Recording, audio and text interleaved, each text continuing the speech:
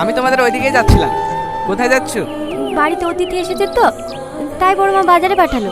তোমাদের অনেক কষ্ট হয় তাই না? আমাদের আবার কিসের কষ্ট, আমরা ভালোই আছি। না ভাই, ও মিথ্যা বলছে। বড় মা তোমাদের ঠিক মতন খেতেই দেয় না। আজকের পর থেকে যা দরকার হবে আমাকে বলবি। এই নাও আমার কার্ড। বাজার করতে দেরি হলে বড় মা আবার বকাবকি করবে। চল রাজু। ভালো হলো তুই এখানে আছি। দুদিন পরে আজিজের সাথে তোর বিয়ে। কিছু কেনার থাকলে কিনে নিস। আমার বিয়ে? হ্যাঁ তোকে। বড় মা, আজিজ খুব একটা ভালো ছেলে না। চুপ কর, তোর সাথে মতবাদ চাইতেছিস নাকি? আজিজের সঙ্গে তোর বিয়ে হবে। তোমার কি আজিজ ভাইকে পছন্দ না বাবু?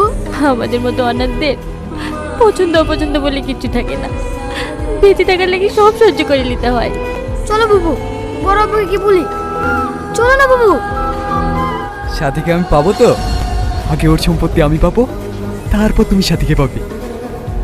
আমার সাথীকে পাওয়ার সাথে আপনার সম্পত্তি পাওয়ার কি সম্পর্ক? সম্পর্ক এটাই, সাথীর যে স্বামী হবে সে হবে লক্ষ লক্ষ টাকার মালিক। ভালো মানুষের মুখোশ পরে থাকতে ভালোই পারেন দেখছি। আজ এত বছর যে সম্পত্তি পাওয়ার এসে আমি অপেক্ষা করছি, আর মাত্র কিছুদিন, তারপরে সব সম্পত্তি আমার।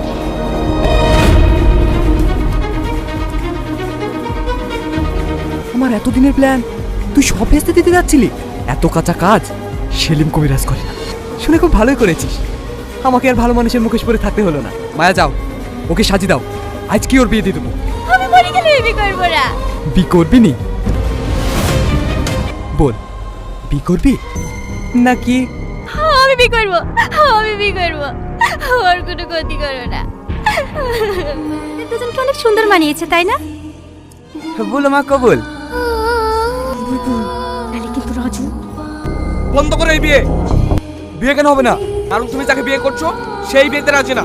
অফিসার, অ্যারেস্ট করুন এদের। সম্পত্তি নেবে জোর করে বিয়ে দিচ্ছে। আপনাকে কোনটা জোর করে বিয়ে দিচ্ছে?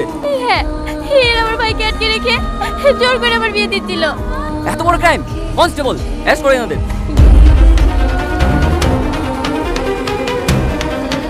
বিয়ের আগেই মেয়েটার বিয়ে ভেঙে গেল। এমনিতেই অনাথ, একে আবার কে বিয়ে করবে? চুপ করো তুমি। আমি ওকে বিয়ে করব। সাথী, তুমি আমাকে বিয়ে করবে?